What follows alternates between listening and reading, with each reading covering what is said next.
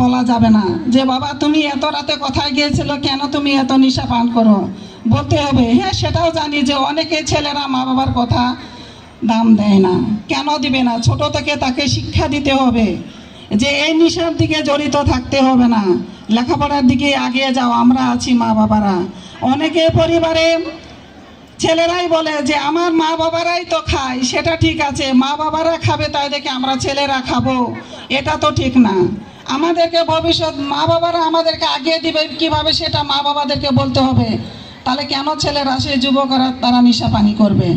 অনেকেই আমি দেখছি অনেক শিক্ষিত ছেলেরা নেশা পান করে, কিন্তু নিজেকে বললে হয়তো মনে করবে, অনেকেই বলবে যে ম্যামানি আমাদেরকে এই কথাটা বলছে। এটা না, আমি এটা বলতেছি যে অভিভাবক যারা আছেন সকলে, প্রত্যেকটা গ্রাম থেকে এই সমাজ এগিয়ে নিতে চাইলে আমাদেরকে মা বাবাকে আমাদেরকে শক্ত হতে হবে, বলতে হবে। ছেলেরা বলবে তারা অন্য লাইনে হাঁটতেই পারে, সেটা আমাদেরকে মা বাবাদেরকে সজাগ থাকতে হবে এবং আমাদের নারীদেরকে লেখাপড়ার দিক থেকে এগিয়ে যেতে হবে।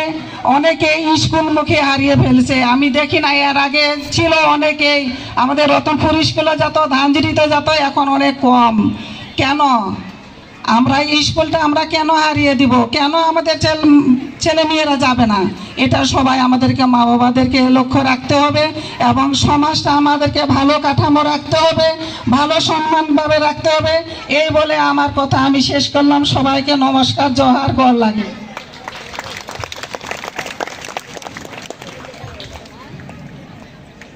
ধন্যবাদ।